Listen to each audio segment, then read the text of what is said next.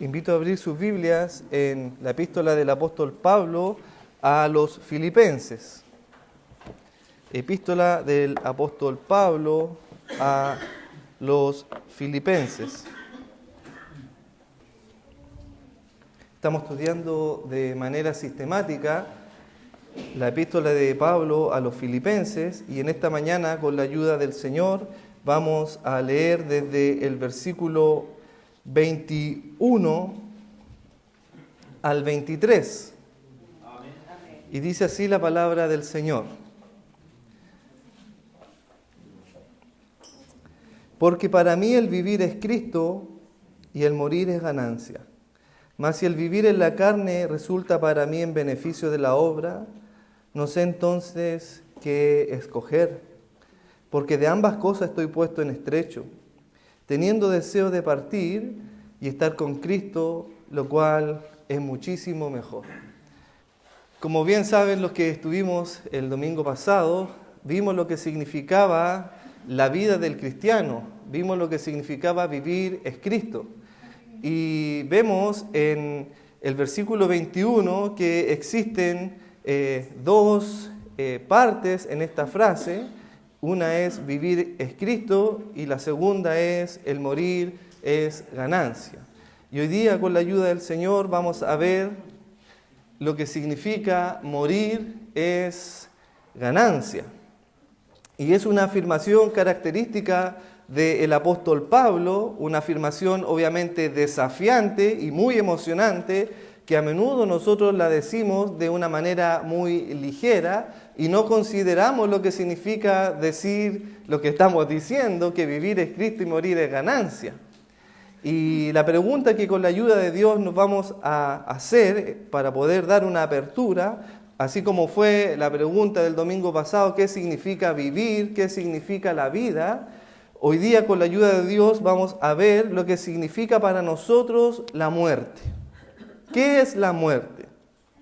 Y de manera específica, ¿por qué morir es ganancia? ¿Y para quién puede ser ganancia el morir? ¿Cuál es nuestra actitud frente a la muerte? Y sin lugar a duda, la muerte no es un tema agradable y la verdad que es un tema poco popular. No es un tema el cual nosotros queramos conversar en una mesa, en un almuerzo familiar. Sin duda es un tema que vamos a evadir cuando lo conversamos. Y pensaba respecto a la muerte y empezaba a ver las estadísticas de nuestro país y de verdad que estamos siempre expuestos a la muerte más de lo que nosotros pensamos. En nuestro país la tasa de mortalidad de 6,8 aproximadamente, y eso significa que muere un ciudadano chileno cada 3 minutos, por ejemplo. Pero si hacemos la comparación de la tasa de mortalidad, por ejemplo, de China, cada 3 segundos muere un ciudadano chino. Entonces, vemos que constantemente estamos experimentando la muerte a nuestro alrededor y de lo cual no tenemos conciencia. La muerte, como dije, muchas veces es un tema que nos asombra. No sé si usted se ha dado cuenta de esto, pero el domingo pasado dijimos que algo cierto y seguro nos va a ocurrir cuando nosotros llegamos a esta vida, a este mundo, es que vamos a morir, y lo segundo era que íbamos a pagar impuestos, ¿cierto? Y la verdad que es una realidad que es inevitable. Nosotros sabemos todo que vamos a morir, pero la muerte nos asombra. No sé si usted se ha dado cuenta cuando usted se entera de que muere fulanito de tal, y uno dice, y murió tal persona, como que nos asombramos, como que eso no debe ocurrir, pero ocurre porque estamos en un cuerpo mortal, por lo tanto estamos sujetos obviamente a la muerte. Y en los cementerios, no sé si usted ha tenido la oportunidad de visitar los cementerios, no solamente en un servicio fúnebre, sino los cementerios tienen un cierto atractivo cuando uno va, por ejemplo, a Buenos Aires, ¿cierto? Y va a visitar los cementerios y ve la arquitectura de ese cementerio. Se dice que son pequeñas ciudades los cementerios, y usted ve estas piedras o lápidas que están escritas ciertas frases que son, se le conocen como epitafios, bien digo, sí, epitafios, y uno ve distintos epitafios en las tumbas de las personas que yacen ahí muertas. Y en una oportunidad al doctor R.C. Sproul le preguntaron qué epitafio le gustaría que pusieran en su tumba. Para mí, en lo personal, es uno de los más grandes teólogos y considero que es un mentor en cuanto a sana doctrina. Y yo estaba muy atento a la respuesta que él iba a dar. Y él dijo sarcásticamente, yo les dije que estaba enfermo. Entonces, uno pensaría y se pararía en la tumba de R.C. Sproul y vería ese epitafio, les dije que estaba enfermo.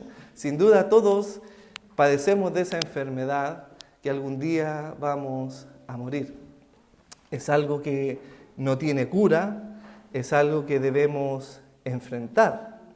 Y es algo que el hombre siempre está luchando contra la muerte. Cuando vemos una persona que está grave en el hospital y su vida debate, ¿cierto?, entre la vida y la muerte, nosotros decimos está luchando contra la muerte. O la mujer y el hombre lucha también contra la muerte de distintas maneras. La mujer lucha contra sus arrugas porque sabe que las arrugas son sinónimo de vejez y la vejez es sinónimo de muerte. El hombre lucha de otras maneras. Algunos le están haciendo planes para viajar a Argentina, hacerse injerto de cabello, porque la calvicie es sinónimo de vejez. No vamos a entrar en esos detalles, pero espero que ese no sea su plan y afrontemos la muerte con dignidad. Bien, entonces, como dijimos, la muerte no es un tema popular. De hecho, los falsos maestros o los falsos pastores nunca abordan el tema de la muerte, porque el tema de la muerte perturba a la congregación, no es un tema atractivo, sino todo lo contrario. Es un tema que nos lleva a reflexionar y analizar nuestra posición en Cristo. Y pensaba y reflexionaba sobre esto, cómo el falso maestro evade este tema de la muerte y para él busca persuadir y presentar a un Dios que da vida, ¿cierto? Ocupando ciertas frases de la Escritura, como San Juan 10:10, que dice que el Señor vino a dar vida y vida en abundancia. Entonces el falso maestro ocupa estos textos fuera de su contexto para decir, ¿no ves? Que Dios no quiere que mueras, Dios quiere que seas y vivas una vida plena, saludable, abundante, y sabemos que ese texto se refiere a la vida que nos espera en el reino de los cielos. Entonces el falso maestro usa la misma artimaña de Satanás el diablo, y vamos por favor conmigo al libro de Génesis capítulo 3. Libro de Génesis capítulo 3, y quiero que veamos cómo Satanás el diablo habla respecto o considera la muerte. Y déjeme decirle, queridos hermanos, que la muerte nunca estuvo en el plan de la creación de Dios. Dios nunca estuvo en su plan, en su diseño para la creación, la muerte. De hecho, usted ve la apertura de las Escrituras y cómo empieza la creación en el capítulo 1 y 2, y en ningún minuto se habla de que el hombre va a morir o que va a existir hasta cierta cantidad de años, porque no estaba dentro de los planes y en el propósito de nuestro Señor. Pero vemos cómo en el capítulo 3, en el versículo 1, Satanás el diablo, al igual que los falsos maestros, busca engañar de la misma manera como lo hizo la serpiente en el huerto, manipulando la palabra de Dios como lo hacen los falsos maestros para persuadir y engañar, en este caso, a Eva. Observe el versículo 1 del capítulo 3. Pero la serpiente era astuta más que todos los animales del campo que Jehová Dios había hecho, la cual dijo a la mujer, observe cómo dice la serpiente, con que Dios os ha dicho, no comáis de todo árbol del huerto. Sabemos que Dios no había dicho eso, sino que había dicho algo de eso, pero la serpiente distorsiona porque el Señor le dice a Eva y a Adán que podían comer de los árboles del huerto, solamente del que estaba en el centro, de ese no podían comer. Pero la serpiente persuade diciéndole, con que Dios dijo que no puedes comer de los árboles del huerto, y la mujer le responde, no, sí podemos comer. Solamente, dice el versículo 2 y 3, del fruto del árbol del huerto podemos comer, dice la mujer, pero del fruto del árbol que está en medio del huerto, dijo Dios, no comeréis de él, ni lo tocaréis, para que no muráis. Y observe cómo la serpiente persuade y cómo promete algo que Dios nunca prometió. Entonces la serpiente dijo a la mujer, observe, no moriréis. No moriréis, le dice la serpiente. No moriréis porque sabe Dios que el día que comáis de él serán abiertos vuestros ojos y seréis como Dios. Y esa es la promesa de los falsos maestros, que somos prácticamente como Dios, que basta que nosotros pidamos con fe y las cosas van a resultar. Y la serpiente le promete y le dice que no moriréis. Y ese es el mensaje de los falsos maestros. Hermano, usted no va a morir. Tiene que pedir con fe y va a sanar de ese cáncer o de esa enfermedad. Pero si hay algo cierto que va a ocurrir, es que vamos a morir. Jesús dijo, y son palabras del Señor, que el ladrón no viene sino para hurtar y para matar y destruir, mas yo he venido para que tengáis vida y para que la tengáis en abundancia. Y el falso maestro te dice, ¿no ves que Dios te dice que tendréis vida en abundancia? ¿Que no moriréis? Es el mismo mensaje de la serpiente, no moriréis, ocupando las palabras de Cristo, como la serpiente ocupó las palabras de Jehová, para decirte que no moriréis.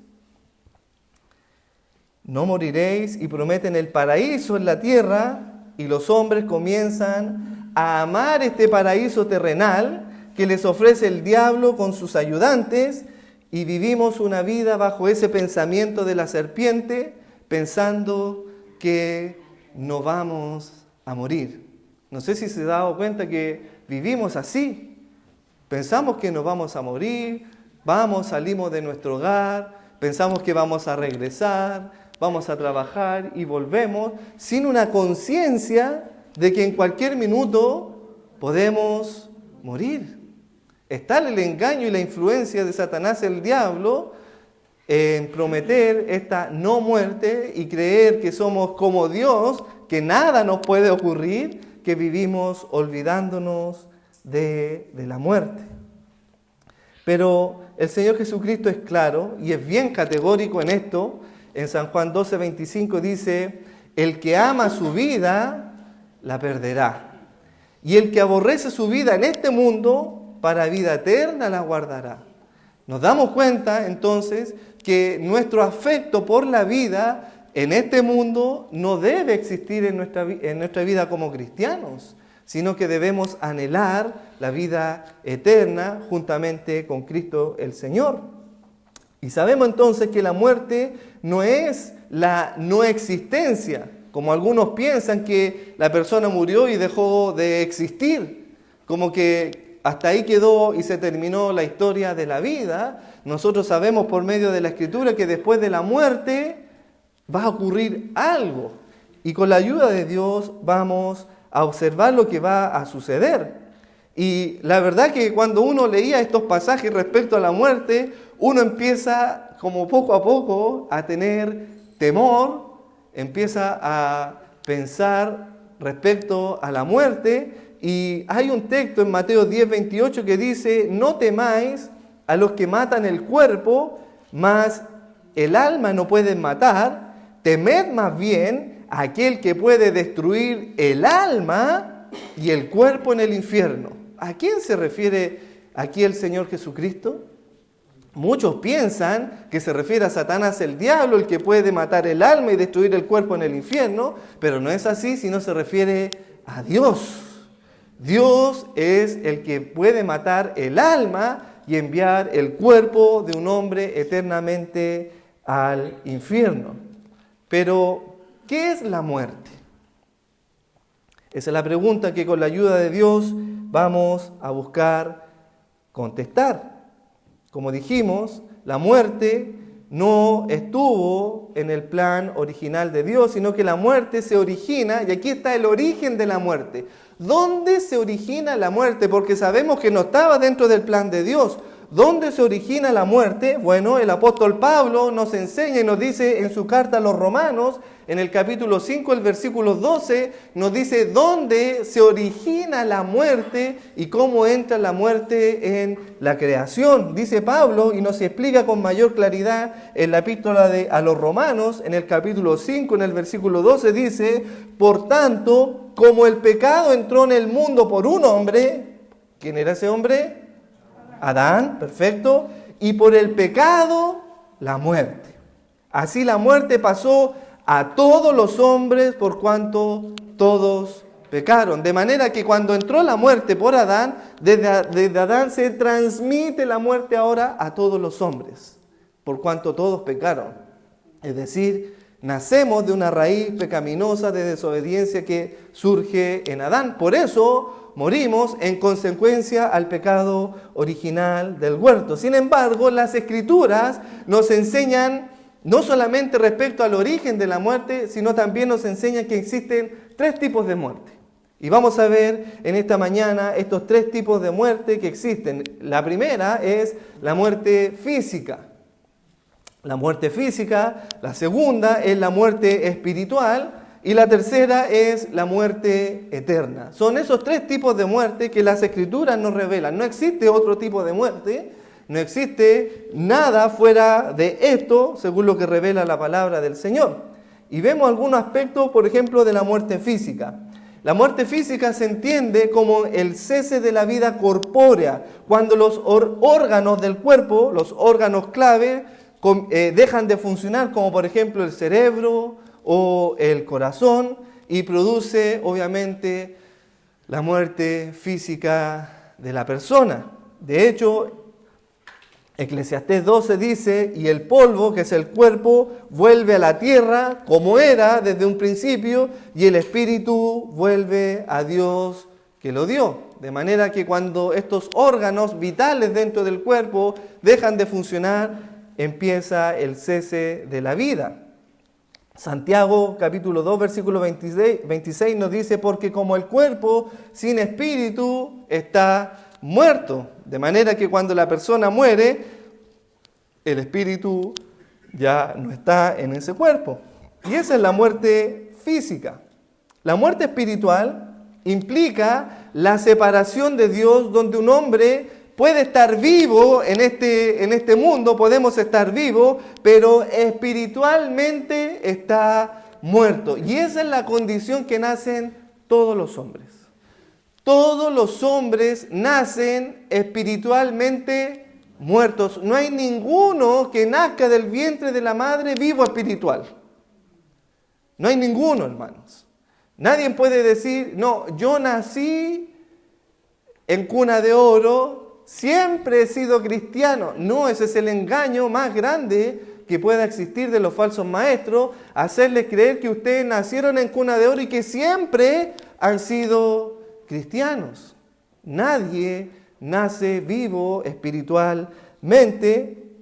De hecho, el Salmo 51, en el versículo 5, nos dice cómo es el estado espiritual del hombre a causa del pecado. Dice David, he aquí, en maldad he sido formado y en pecado me concibió mi madre. Y aquí no se refiere que las relaciones sexuales sean pecado, sino que la concepción de cuando nace el ser humano, nace en pecado, muerto espiritualmente.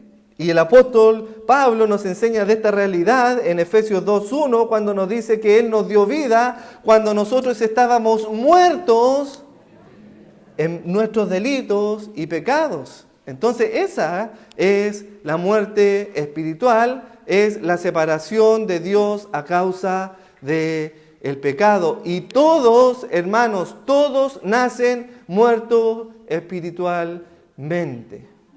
Esa fue la gran pregunta que le vino a hacer Nicodemos al Señor Jesucristo. ¿Cómo podemos heredar el reino de los cielos? ¿Cómo podemos llegar a la vida eterna? Y el Señor le dice, debéis nacer de nuevo. Nicodemos se pone a pensar, pero ¿cómo yo siendo viejo me voy a meter nuevamente en el vientre de mi madre y nacer de nuevo? No, si es un nacimiento espiritual, le dice Jesús a Nicodemos. Debéis nacer de nuevo, debéis tener vida espiritualmente. ¿Y cómo puedo nacer de nuevo? Le dice, tú no lo puedes hacer, Nicodemo, porque eso es algo que viene del cielo, porque ciertamente lo que es nacido de la carne, carne es, mas lo que es nacido del Espíritu, Espíritu es. De manera que ese nacimiento espiritual no es por obra de nosotros, sino por gracia de nuestro Señor Jesucristo. Él a quien quiere le da vida. Él de quien quiere tiene misericordia. No depende del que quiere, ni del que corre, ni de lo que haga, sino de quien Dios tenga misericordia. Bendito el Señor que tuvo un día misericordia de nosotros. Y usted se preguntará, pero ¿cómo sé si yo nací de nuevo? Es una gran pregunta, ¿no es verdad? ¿Cómo sé si yo estoy en el grupo de los vivos espiritualmente o sigo estando en el grupo de los muertos espiritualmente? ¿Cómo sé si yo he nacido de nuevo? Porque déjeme decirle que los que no han nacido de nuevo son los que experimentarán la muerte segunda. ¿Cómo sé si he nacido de nuevo? De manera específica, Pablo lo enseña en Colosenses 3:1. Y esto se manifiesta por tu deseo. El hombre y la mujer natural no desean nada acerca de las cosas de Dios. A diferencia del hombre que ha nacido espiritualmente, desea algo que el hombre que está muerto no desea. Colosenses capítulo 3, versículo 1 nos dice, y Pablo lo expresa muy claramente, diciendo, si pues habéis resucitado con Cristo. Pablo le está hablando a personas vivas. No le está hablando, Pablo no le está diciendo a los muertos, Pablo le está diciendo a una iglesia. Así como nosotros, le dice Pablo en el versículo 1, si pues habéis resucitado con Cristo, es decir, si has pasado de muerte espiritual a vida espiritual, buscad entonces las cosas de arriba, donde está Cristo sentado a la diestra de Dios. De manera que entendemos que lo que está implicando este texto, que todos los que han nacido de nuevo, buscan ¿qué cosa? Las cosas de arriba. No así los que están muertos espirituales, que buscan y tienen su mirada en las cosas del mundo. Buscan los deleites del mundo, los placeres del mundo, satisfacer los deseos de la carne, la vanagloria de la vida, porque tienen su mirada puesta en el mundo. ¿Dónde entonces está tu mirada? ¿Está puesta allá arriba, buscando las cosas de Dios? ¿Es tu deseo el cielo? ¿Deseas las cosas que están arriba? ¿O deseo la vida eterna? Sí, pero no deseo morir. Deseo ir al cielo y estar con el Señor, pero todavía no, porque quiero disfrutar de la vida. ¿Te das cuenta que tu afecto todavía está ligado al mundo porque no estás mirando las cosas de arriba? ¿Será que no has nacido de nuevo? ¿Será que has cambiado tu afecto por las cosas de Dios, por las cosas del mundo? Oh, cuánto deseo ir al cielo y dejar esta vida miserable. Ese era el deseo del apóstol Pablo y entendía que el morir es ganancia. Y ahora veremos el tercer tipo de muerte, que el tercer tipo de muerte, que es la muerte eterna, es en consecuencia a lo anterior, a lo antes dicho, de aquellas personas que no nacieron espiritualmente. Esas que no nacieron espiritualmente pasarán a la muerte eterna. Y esa es la número 3, la muerte eterna, que es el castigo y la exclusión de la presencia de Dios por la eternidad. Pablo lo escribe en su segunda carta a los tesalonicenses, diciendo en el capítulo 1, en el versículo 9, los cuales sufrirán pena de eterna perdición, excluidos de la presencia de Dios y del poder de su gloria. Esas personas experimentarán la muerte eterna. Apocalipsis describe esta muerte eterna y la define como la segunda muerte. Eso le ocurre a aquellos que mueren físicamente y estando muertos espiritualmente, cuyo destino final, ¿sabe cuál será? El lago de fuego y azufre, el infierno. Todos los que mueran sin Cristo, sin haber nacido de nuevo, morirán la segunda muerte o experimentarán la segunda muerte, la muerte eterna, en ese lugar que se llama el lago de fuego y azufre. ¿Quieres saber quiénes participarán de ese lugar? Apocalipsis 21:8 lo dice muy claramente, pero los cobardes, los que se avergüenzan del Evangelio, los incrédulos, los que no han creído a la palabra de Dios, los abominables y los homicidas, observe aquí, querido hermano, los fornicarios y hechiceros, los idólatras y todos los mentirosos tendrán su parte en el lago que arde con fuego y azufre, que es la muerte segunda. Les dije que este es un tema no popular, es un tema que nos gusta, es un tema que queremos evadir porque nos vemos confrontados y expuestos a una realidad de saber si somos o no somos hijos de Dios. Ese es el lugar donde será el lloro y el crujir de dientes, como dice R.C. Sproul, donde los hombres y las mujeres que lleguen a ese lugar no encontrarán suficientes lágrimas en sus ojos para expresar su llanto y su agonía. No habrá suficiente lágrima en los ojos de los hombres para llorar el sufrimiento que experimentarán en ese lugar eternamente. ¿Te das cuenta de lo que estamos hablando? ¿Te das cuenta de la importancia del Evangelio? ¿Te das cuenta de lo que significa ser un hijo de Dios? ¿Te das cuenta de que has sido salvo por gracia y has sido librado de ese lugar de tormento?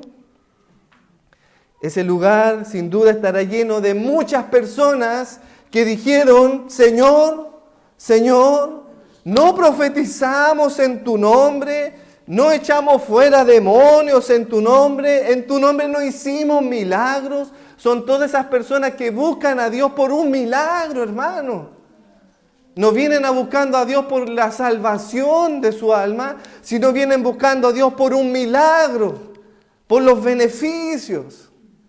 Y utilizan a Dios y profetizan en nombre de Él cosas que ni siquiera el Señor ha dicho, hermano. Son esos falsos pastores, esos falsos maestros y falsos hermanos que prometen cosas en el nombre del Señor que Dios nunca las prometió. Esos falsos pastores que dicen que el Señor va a solucionar tu matrimonio.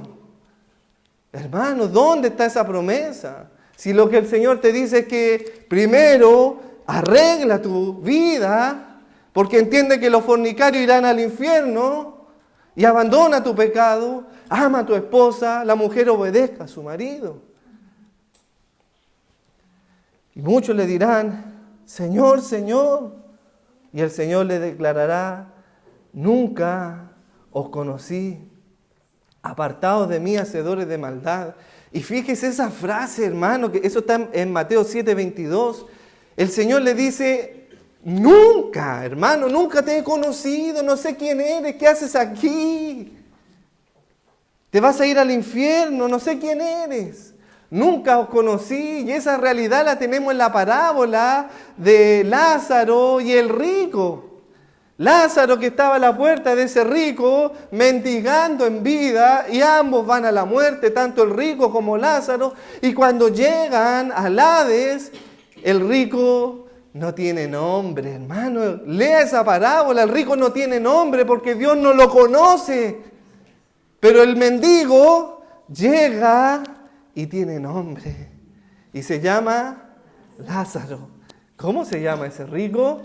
No tiene nombre porque el Señor le dice, nunca os conocí. Pero bendito usted y bendito yo, que el Señor un día inscribió nuestros nombres en el libro de la vida. Y me encanta porque el Señor inscribió nuestros nombres con una tinta indeleble, que nadie puede borrar, nada ni nadie nos puede quitar del libro de la vida.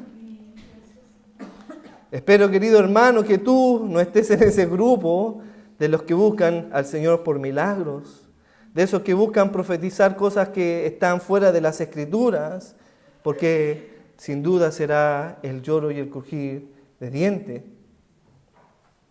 Porque de la manera que está establecido, como dice Hebreos 9:27, que el hombre muera una sola vez y después a juicio, no como enseñan algunas doctrinas de otras congregaciones o otras denominaciones, que el hombre queda en un estado ahí, en el limbo que le llaman los católicos, por ejemplo, el purgatorio. No. La Escritura nos dice claramente que el hombre tan pronto muere, va a juicio.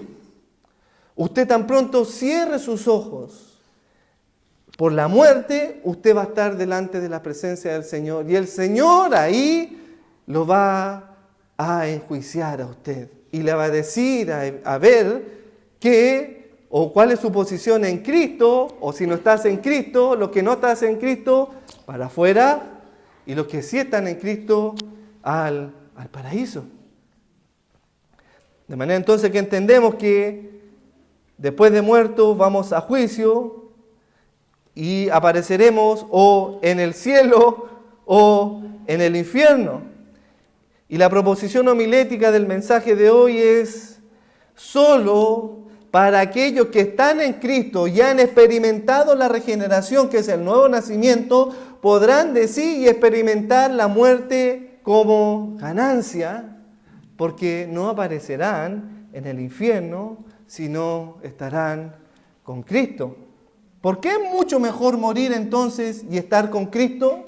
El apóstol Pablo manifiesta en lo que hemos leído de esta epístola, observe su afecto por las cosas que están arriba. Él dice, morir es ganancia en el versículo 21, en el versículo 2, si su vida no tiene beneficio para la obra de Cristo, prefiero entonces morir y estar con Cristo. En el versículo 23 dice, deseo partir y estar con Cristo porque es muchísimo mejor, y nos da 4 razones de por qué Pablo considera que es muchísimo mejor morir y estar con Cristo.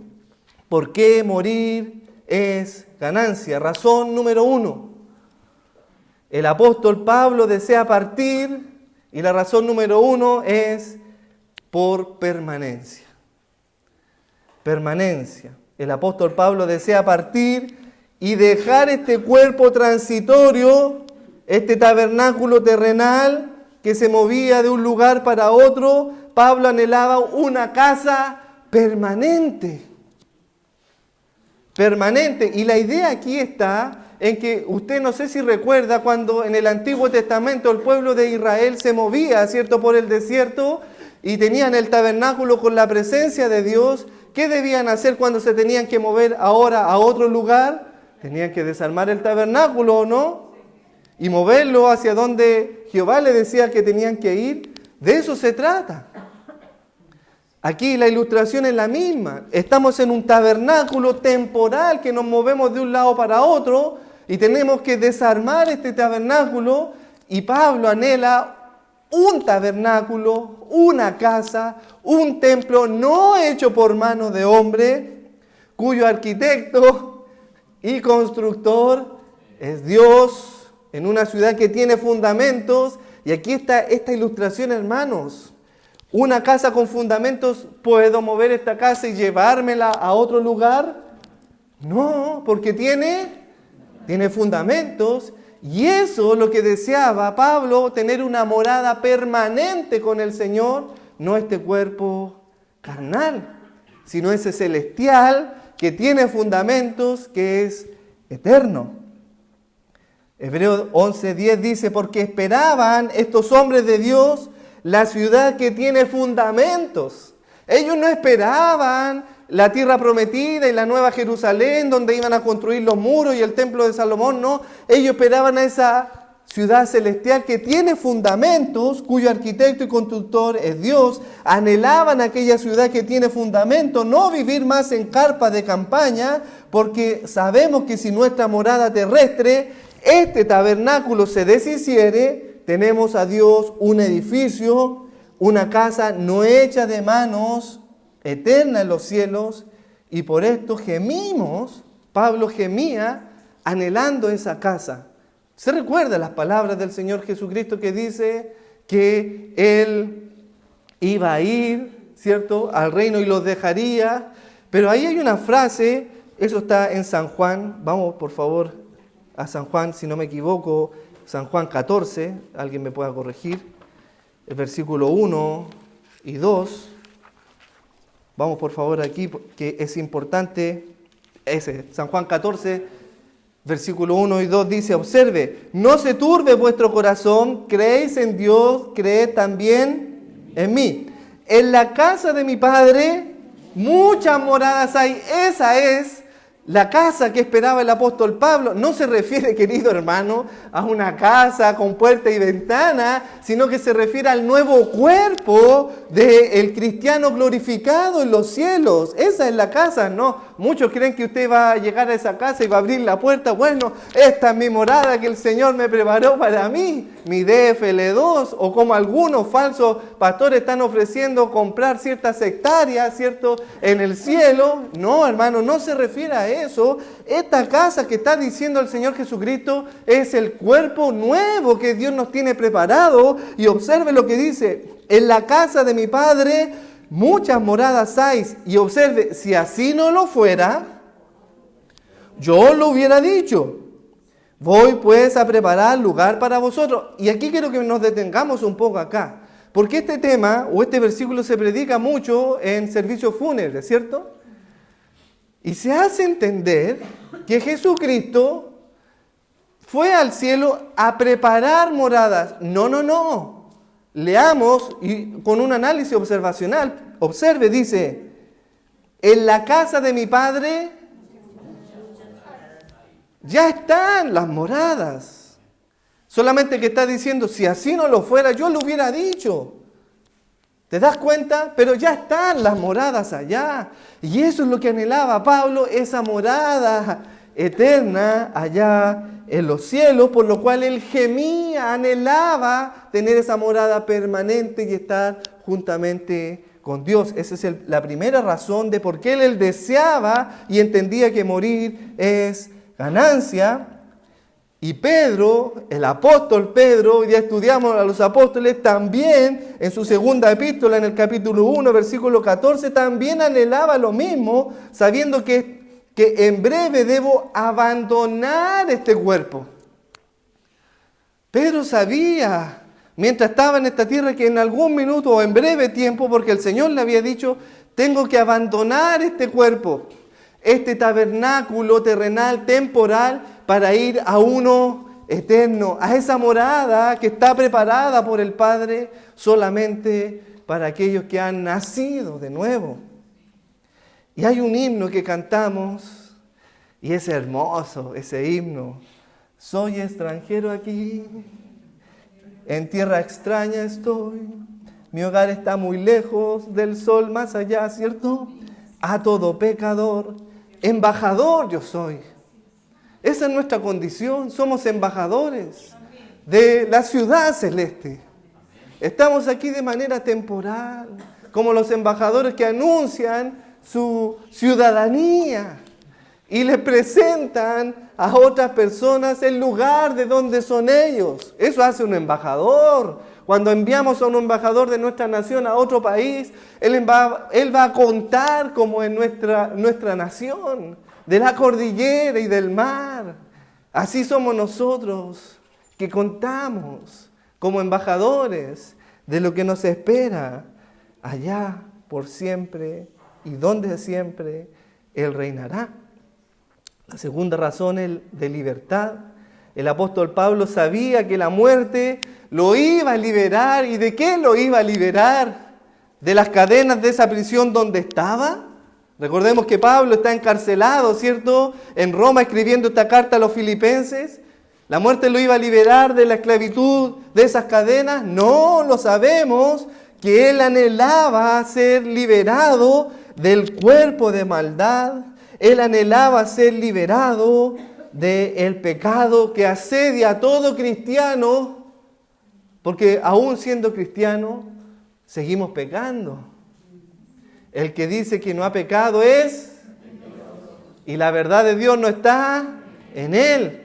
Y eso es lo que Pablo anhelaba, ser liberado de ese pecado constante en su vida. Anhelaba ser liberado, y en Romanos 7:21 dice que así, queriendo yo hacer el bien, dice, hallo esta ley, que el mal está en mí. ¿No está el mal en usted, querido hermano? Tan pronto salimos de este lugar, no hacemos cosas deshonestas. No llega ni siquiera el lunes y cuando ya hemos defraudado a nuestro Señor. Y Pablo dice, porque según el hombre interior yo me deleito, nos deleitamos en la ley de Jehová, pero veo esta ley en mis miembros que se rebela contra la palabra de Dios, contra la mente, contra la ley que está en la mente, y me lleva cautivo nuevamente a la ley del pecado que está en mis miembros. Y observe lo que dice, miserable de mí, ¿quién me librará de este cuerpo de maldad? Y esa era la segunda razón de Pablo, ser liberado de este cuerpo de maldad, estando con Cristo en el cielo. Tercera razón, para conocer a Dios. Aquel que nadie ha visto y viva para contar cómo es Dios, salvo los falsos maestros, que dicen que han visto a Dios, no sé qué Dios han visto. Sin duda no es el Dios de las Escrituras, porque nadie ha visto a Dios y viva. Pablo anhelaba verle cara a cara al Creador, al Autor de la vida, al Santo de Israel, al soberano y poderoso. Hermano, ¿puede creerlo? Que cuando vamos a morir vamos a ver a Dios cara a cara. En 1 Juan 3:2 dice, amados, ahora somos hijos de Dios. Esa es nuestra realidad, segura de que si morimos vamos al cielo porque somos hijos de Dios. Y aún no se ha manifestado lo que hemos de ser, ese cuerpo espiritual. Pero sabemos que cuando Él se manifieste, seremos semejantes a Él porque le veremos tal cual es. Veremos al Señor.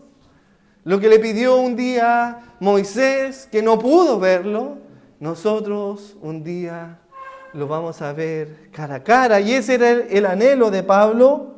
Dice, ahora vemos por espejo oscuramente, mas entonces le veremos a Él cara a cara. Ahora conozco en parte por medio de las Escrituras, pero entonces conoceré cómo fui conocido. ¿Se imagina cómo Dios lo conoció a usted? Y va a saber cómo Dios lo conoció. Sin duda, el Señor cuando me diga, Mauricio, fuiste julero. Sí, Señor, lo sé. Y el Señor me conoció en mi debilidad, pero me amó. Y a usted igual. Sabiendo cómo era, Él le amó. Porque le amó en Cristo. El Señor no ama absolutamente a nadie fuera de Cristo. Si usted está en Cristo, el Señor lo ama. ¿Cuánto mayor gozo será verle a Él cuando estemos con Él? Y ese es el último punto, estar con Cristo. Y reflexionaba en esta pregunta: ¿qué hace que el cielo sea el paraíso?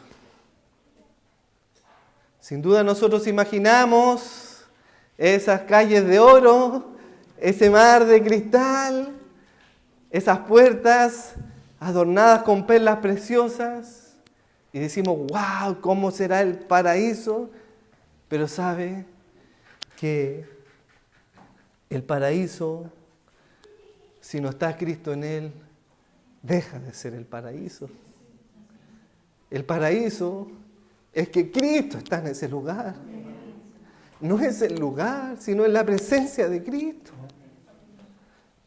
Es que Cristo está ahí. Pablo anhelaba estar con Cristo. Ese era su anhelo. Jesús le dice a ese que estaba a su lado, hoy estarás conmigo en el paraíso. No le dice, hoy estarás en el paraíso. No, si el paraíso no sirve de nada, si Cristo no está en él. Qué profundo lo que le dice el Señor. Hoy estarás conmigo, le dice, en el paraíso. Y Alistair Begg, me encanta, él dice, este pastor americano, lo hace de una manera extraordinaria, si puede verlo, véalo en una oportunidad. Él dice, si cuando esté en el cielo, si hay alguien que quiero ver, es a ese hombre que estaba junto a Cristo en la cruz. Y le preguntaré, ¿cómo llegaste hasta aquí? ¿Cómo lo hiciste? Porque lo conseguiste. No sabes nada de la doctrina de la justificación, no hiciste fundamentos de la fe, no has hecho nada y llegaste hasta aquí, dice Alistair Begg. Dice que cuando el ángel recibe, él hace esta ilustración, recibe y ve a este hombre y lo mira y le dice, ¿y tú cómo llegaste aquí? Él levanta sus brazos. ¿Sabes algo de la doctrina de la justificación? Él dice, no sé nada. ¿Entiendes soteriología, amarteología, angeliología? ¿Entiende? Él no entiende nada. Y el ángel dice que llama al supervisor, al ángel supervisor, y le dice, oye, ¿cómo diciendo, qué haces aquí? Y él dice, y el ángel supervisor le pregunta, ¿y tú cómo llegaste hasta aquí? Y él le dice al ángel, el hombre del medio, él, por él.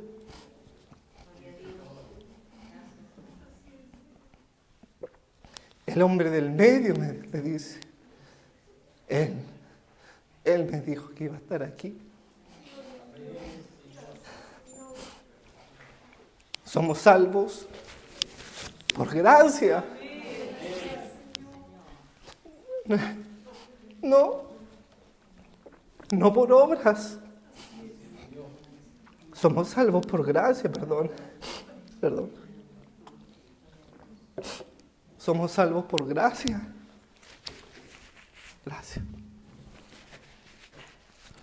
Y no por obras. Para que ninguno se gloríe. Solo por gracia. Hermano, ni siquiera por la fe. Somos salvos por gracia. La fe es un medio solamente, pero somos salvos por gracia.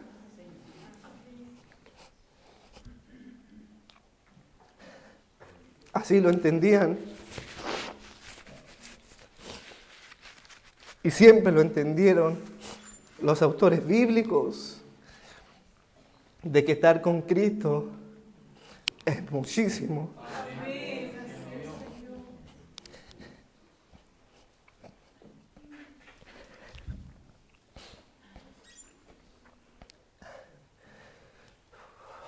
Moisés así lo entendía en el Antiguo Testamento. Cuando el Señor le promete que lo iba a liberar de la tierra de esclavitud, cuando el Señor le promete que lo iba a llevar a la tierra prometida, y observe las palabras de este hombre. Éxodo 33:15 dice: y Moisés respondió a Jehová: si tu presencia no ha de ir conmigo, no nos saques de aquí.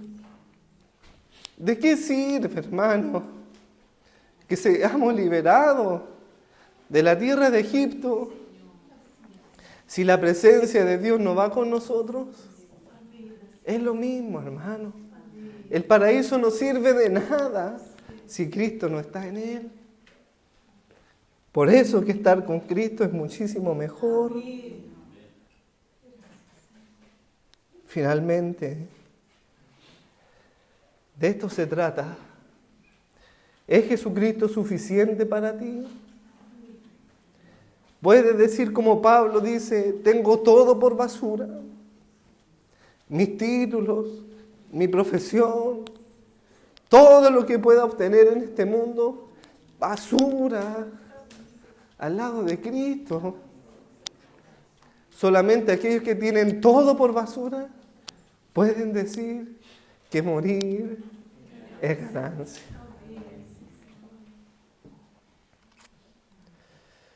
Le invito a que oremos y demos gracias al Señor.